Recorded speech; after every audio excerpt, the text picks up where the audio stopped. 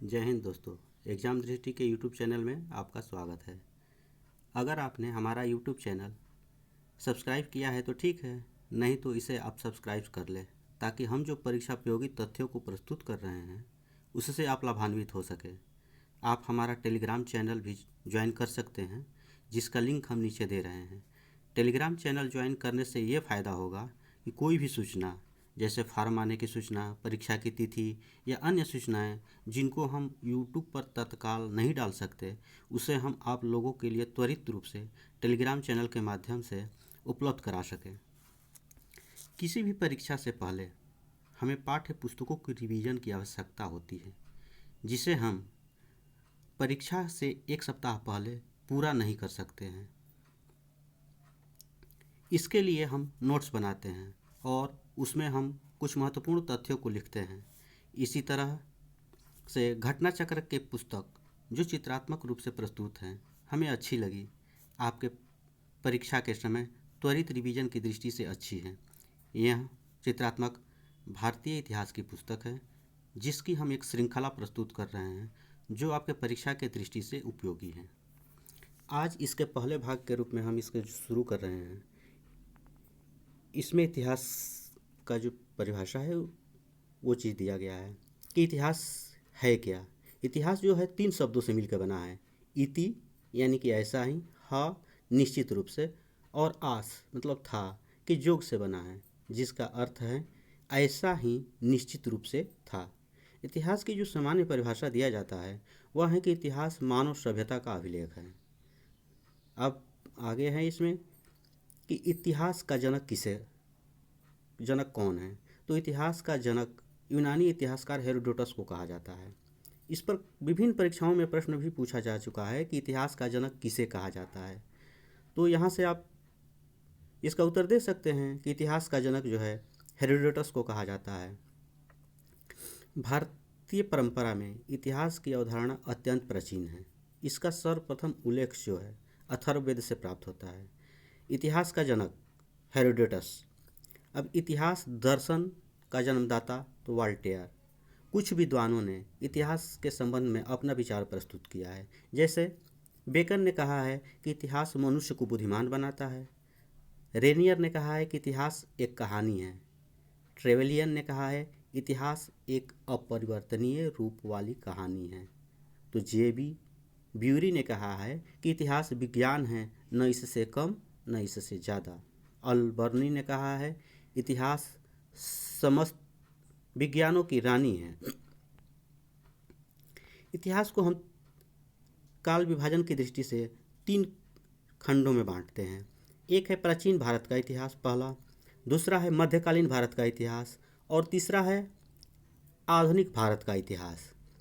प्राचीन भारत के इतिहास के अंतर्गत जो हम पढ़ते हैं वो पाषाण काल से लेकर के मध्यकाल तक हम पढ़ते हैं, और मध्यकालीन भारत के इतिहास के अंतर्गत हम जो पढ़ते हैं वो भारत पर मुस्लिम आक्रमण से लेकर के मुगल साम्राज्य के विघटन तक।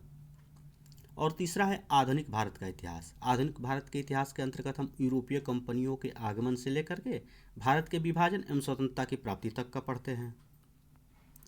अब इसमें अगला है कि इतिहास का जो है सामान्य वर्गीकरण क्या है, मतलब स्रोत इसके क्या है। एक साहित्यिक स्रोत है।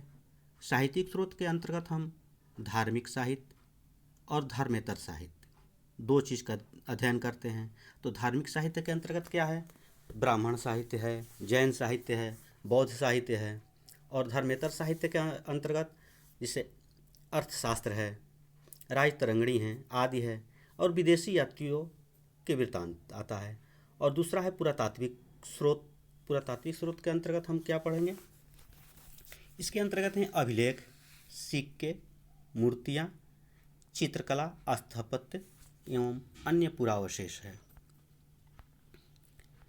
अब हम धार्मिक साहित्य पढ़ेंगे इसके बारे में कि धार्मिक साहित्य के अंतर्गत कौन कौन सा है। मुख्य उद्देश्य कि इसका जो है अध्यात्म एवं धार्मिक सिद्धांतों की प्रस्तुति है।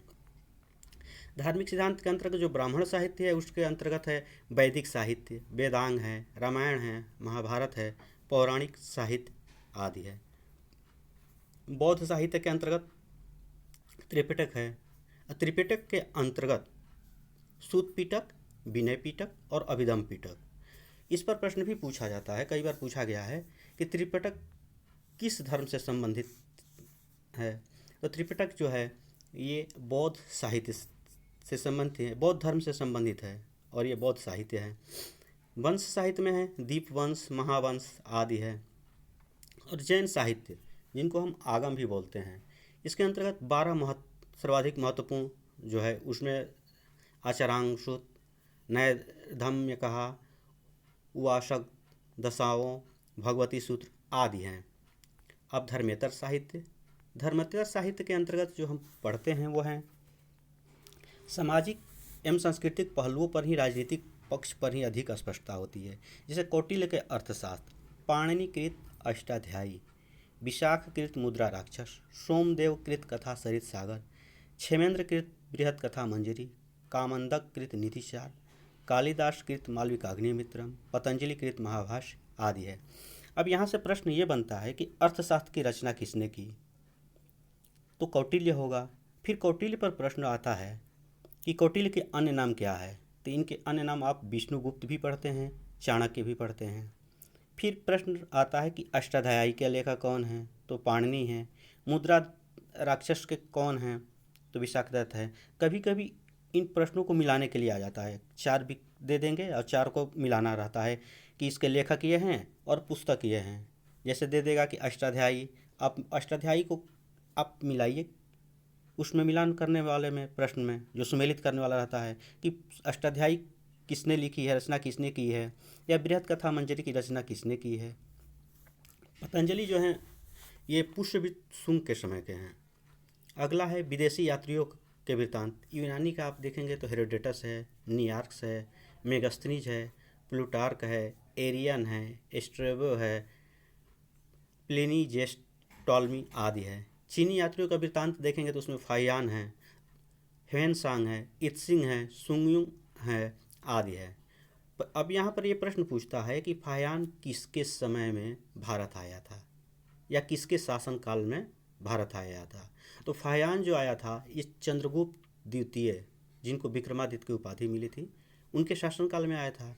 ह्वेनसांग किसके शासनकाल में आया था, तो ह्वेनसांग आपको हर्षवर्धन के शासनकाल में आया था। अब अरबी वृत्तांत है। अरबी वृत्तांत के अंतर्गत आप पढ़ेंगे इब्न खुर्दादब, सुलेमान अल ताजिर और अल मसूदी, अल बर्नी आदि। अल बर्नी से प्रश्न पूछता है कि अल बर्नी जो है भारत किसके समय में किसके साथ आया था। तो अल बर्नी जो है मोहम्मद गजनवी के समय में भारत आया था, उसी के साथ। अब पुरातात्विक स्रोत में है इसका प्रसिद्ध कथन, जहाँ से साहित्य मौन हो जाता है वहाँ से पुरातत्व बोलता है। इसका तात्पर्य यह है जहाँ साहित्य में कोई चीज़ नहीं है वो पुरातत्व के माध्यम से खुदाई वगैरह कर कर जो साक्ष्य प्राप्त किया जाता है वही पुरातात्विक स्रोत हो जाता है। प्राचीन भारत का काल विभाजन, काल विभाजन एवं नामकरण। आधार क्या है, लिखित साक्ष्यों की उपलब्धता एवं पठनीयता। प्रागैतिहासिक काल, इसकी विशेषता क्या है, लिखित साक्ष्य जो है अनुपलब्ध है, केवल पुरातात्विक साक्ष्य उपलब्ध। और इसका उदाहरण क्या है, पाषाणकालीन सभ्यता। दूसरा है आद्य ऐतिहासिक काल। आद्य ऐतिहासिक काल में लिखित साक्ष्य तो उपलब्ध है किंतु वो अपठनीय है, केवल पुरातात्विक साक्ष्यों पर निर्भरता। इसका उदाहरण हड़प्पा सभ्यता है। तीसरा है ऐतिहासिक काल।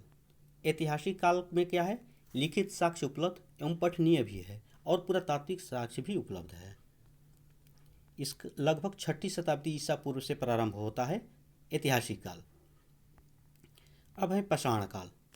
पाषाण काल में क्या है कि मानव के प्रारंभिक काल के विषय में जो पुरातात्विक साक्ष्य मिलते हैं उन्हें पाषाण निर्मित उपकरणों की अधिकता के कारण ही इस काल को पाषाण काल कहा जाता है। काल विभाजन, भारत में उपकरणों की विभिन्नता के आधार पर पाषाण काल को 3 अवस्थाओं में बांटा गया है।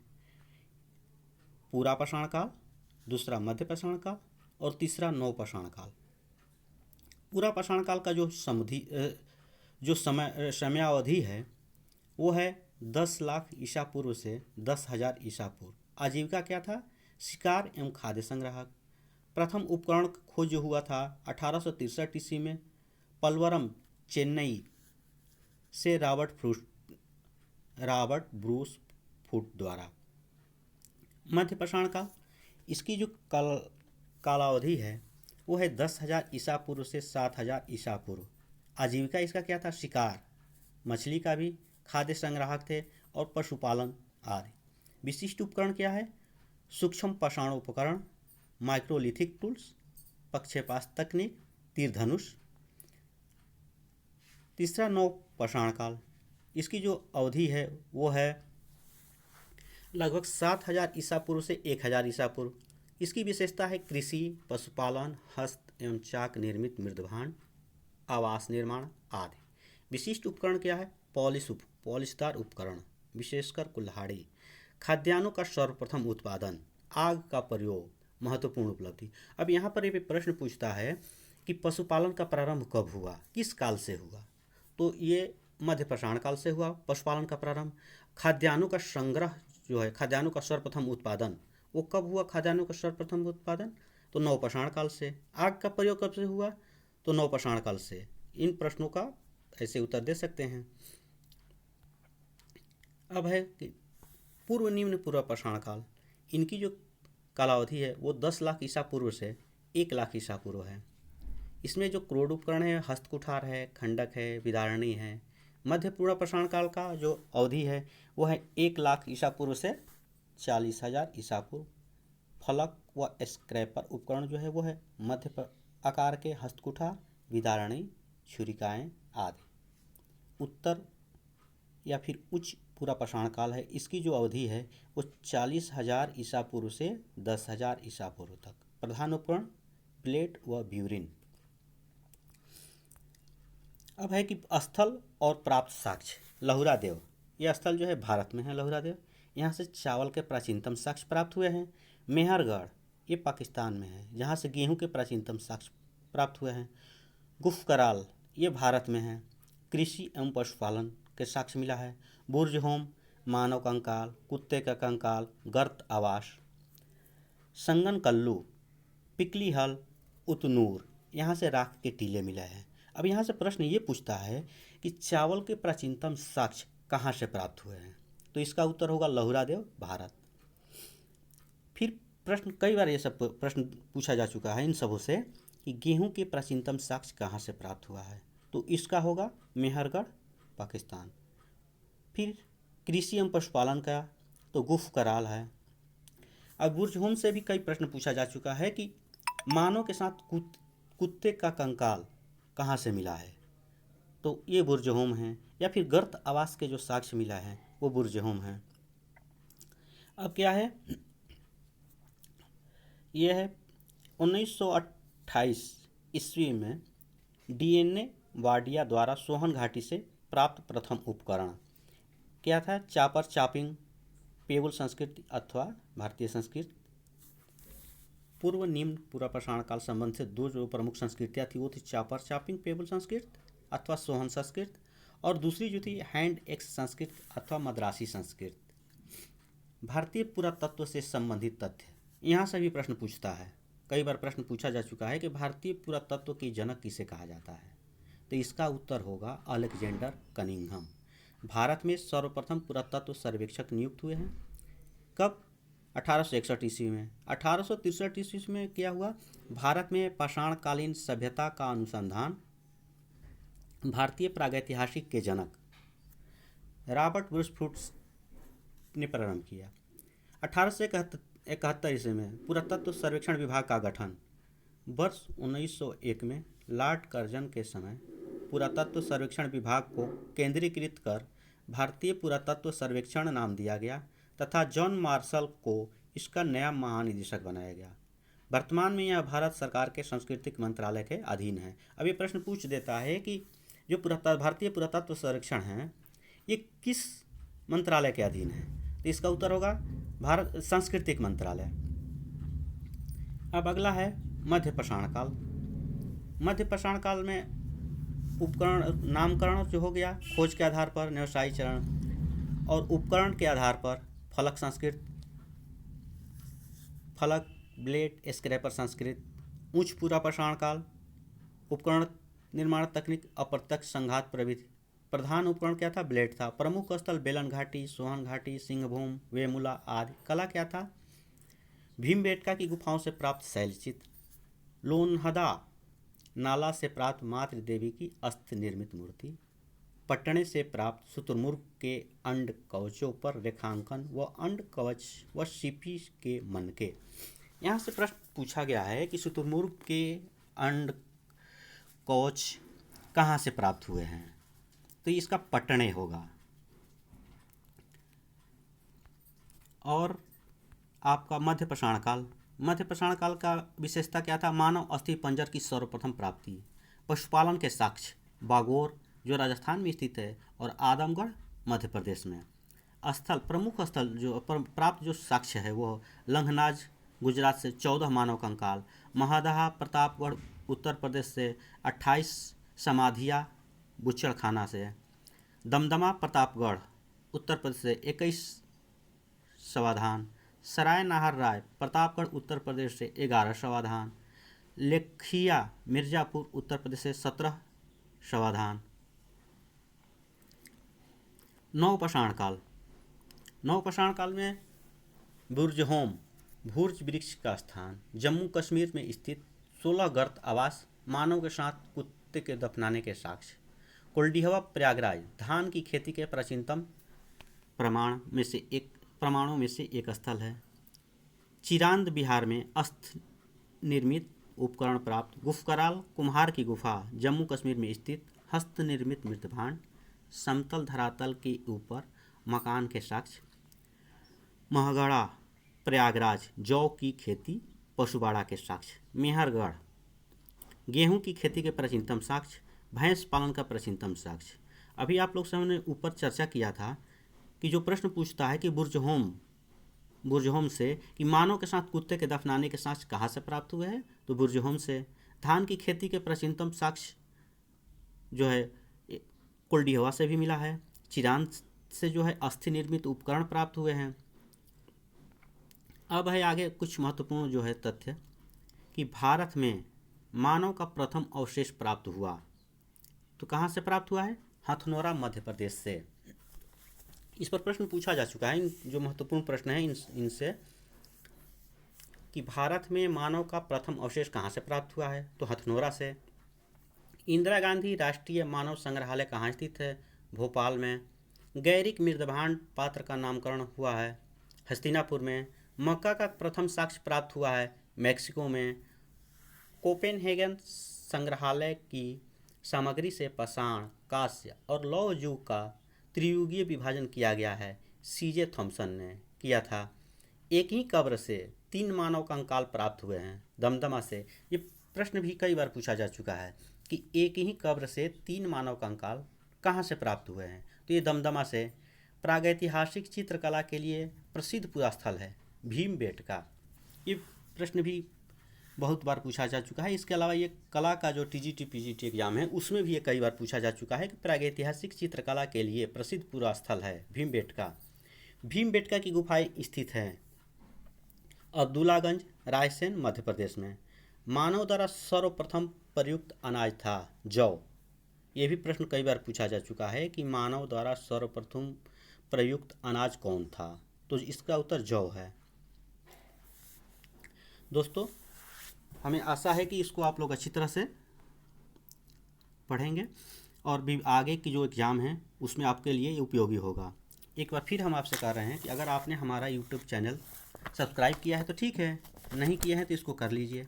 और हम नीचे अपना टेलीग्राम चैनल का भी लिंक दे देते हैं। आज का क्लास इतना ही। जय हिंद दोस्तों।